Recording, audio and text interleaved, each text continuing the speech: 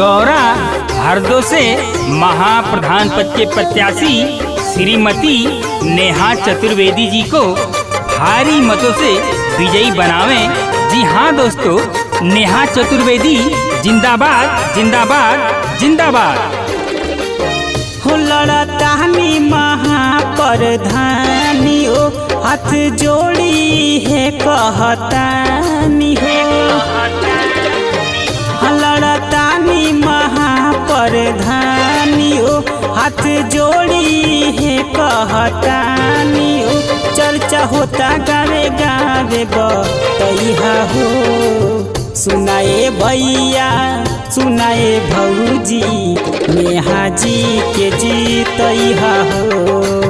सुनाए भैया सुनाए भौजी नेहा जी के जीतैहा हो। हर घड़ी हर समय हर घड़ी हर समय आपके साथ रहेंगी। कोई भी मुसीबत पड़ेगी साथ साथ चलेंगी, क्योंकि इनका यही है कहना, हर गरीबों के दिल में है रहना।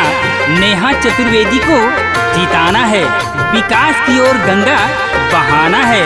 आपका साथ रहेगा तो कुछ करके दिखाना है।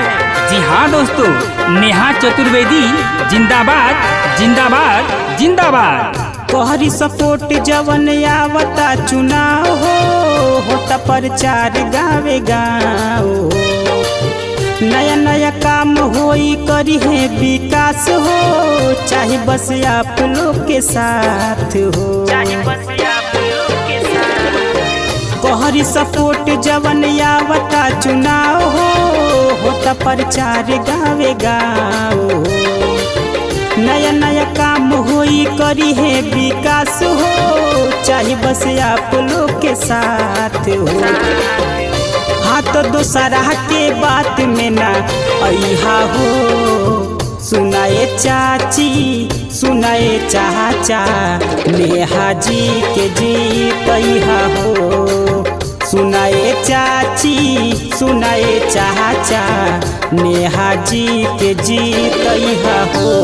बदल के रख देंगे मुकम्मल फिरा जमाने की, बदल के रख देंगे मुकम्मल फिरा जमाने की।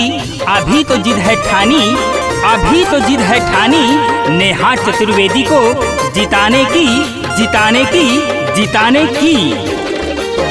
होई सफाई टूटल रोड बन जाई, गौआ के दी है बदल हो।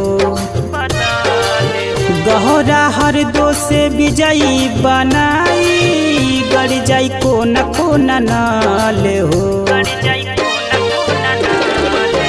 होई सफाई टूटल रोड बन जाई, गौआ के दी है बदल हो। गहरा हर दो से विजयी बनाई, गड़ी जाई कोना कोना नाल हो। करे साहिल अमर जीतई दू हैया हो। सुनाए दादी सुनाए दादा नेहा जी के जीतैहा हो। सुनाए भैया सुनाए भौजी नेहा जी के जीतैहा हो। गौरा हरदो से महाप्रधान पद के प्रत्याशी श्रीमती नेहा चतुर्वेदी जी को भारी मतों से विजयी बनावें। जी हाँ दोस्तों, नेहा चतुर्वेदी जिंदाबाद जिंदाबाद जिंदाबाद।